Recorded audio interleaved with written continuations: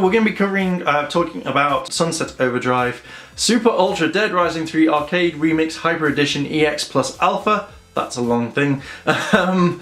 Dance Central Spotlight, Fantasia Music Evolved, and Fable Legends. The first one is Sunset Overdrive, and I really like this. I like the trailer that introduced. It wasn't just a generic, oh, you know, the hero of the city, this need person, this. It was more he was talking to and interacting with the environment. Now previously, beforehand, if you'd seen the pre-show thing for E3, before the Microsoft thing started, you actually saw gameplay and you saw some extra stuff in the game. And to be honest, I wasn't expecting a game like this. I have seen maybe something similar, but this one seemed more to stand out more. It was more cel-shaded, it was better graphics, and it just seemed fun. You could interact with the entire environment. You could, one thing is when you shot weapons, when it exploded, like the words were echoed in like the effects for like blowing up, and it was generally a fun looking game. The trailer itself of the guy just walking and talking and things happening made me want to watch more and actually see what would happen, and this is very hard in the games industry. If a game like that can actually make you do that, boom, and you know, it's a game that you're not expecting, it's doing its job. You can interact with the thing. One thing I saw in this level demo they were doing, this guy just literally just jumped straight onto a trampoline and it sent fireworks or explosions up.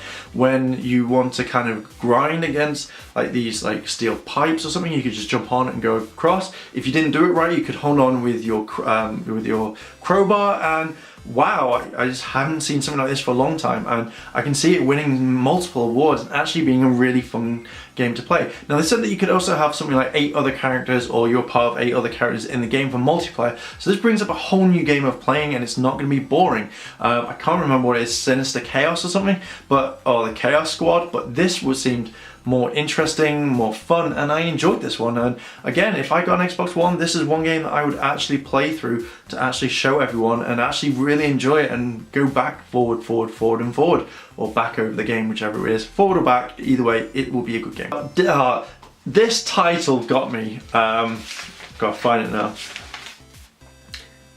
Super Ultra Dead Rising 3 Arcade Remix Hyper Edition EX plus Alpha. Now I think I got that in the right order, but that's literally all the words that got in the title.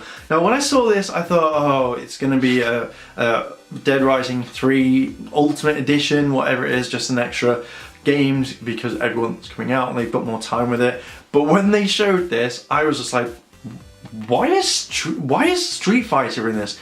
I can't understand why Street Fighter is in Dead Rising. Is it a mix like they did with Tekken and Street Fighter, or is it going to be something else? And I was like, I'm very confused. And then I saw it was actually the characters in cosplay, and they were like, you can cosplay as this. I was like, I am very impressed, guys.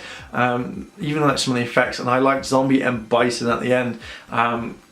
When you got like, it's like you can Hadouken and you can Shuhuruken and whatever it is that Ryo shouts. I thought this was a very nice addition, and it felt like it could be a very fun DLC content to add. Now again, I love the Dead Rising games, so I will be playing this, and also you can be the other characters. There's a character called Anne, and I'm not familiar if she's in Dead Rising 3, but you could be Frank West, you could be Chuck, so hopefully they've got the guys that did it to come back on board to actually play this. And yeah, I think that even if I don't have the game, I'll probably just buy the DLC straight away and be like, wow, I'm impressed with this. So that just looks like a fun twist to it, and I'd probably rather play as Ryu to go through it and be like, hey zombies, Shoryuken, Shoryuken, and stuff like that. So again, this was a very nice addition to the DLC. Central Spotlight wasn't really talked about that much. It was just saying that over, I think, 120 million songs have been played, or over 1 million songs or something like that. And you know, it's available coming soon. It's just gonna be like a dance game. I'm not really a big fan of dance games. If I was, it would just be listening to the music.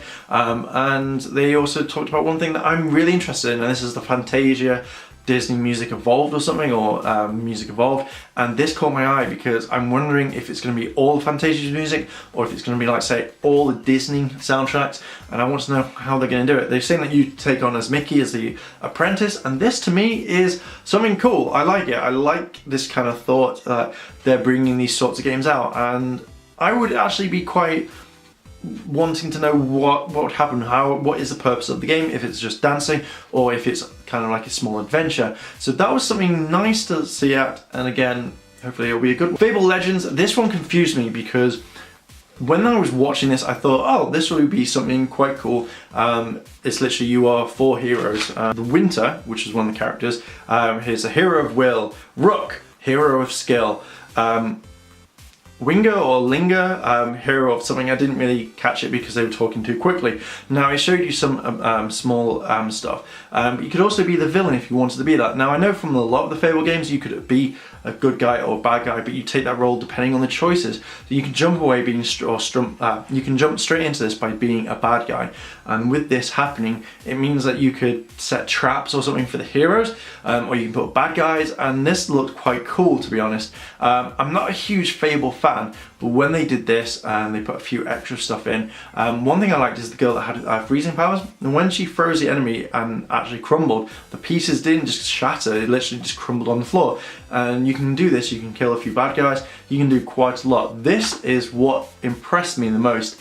And then suddenly all these bad guys came out. So it was something a little bit different, and again, it should be something for the Fable fans. Again, I'm not a huge Fable fan, so I'll probably give this one a miss, but I will definitely check it out when it comes. There we go, guys, we've gone through the next 5 lineup games. So out of those lots, if you've seen the trailers and if you've seen the E3, which one do you like out of that lot? Let me know down below in the comments. If you've liked this video, like, favorite, comment, and subscribe, and we're going to be jumping straight into the next video, which has the next 5 E3 games for the Xbox One and 360.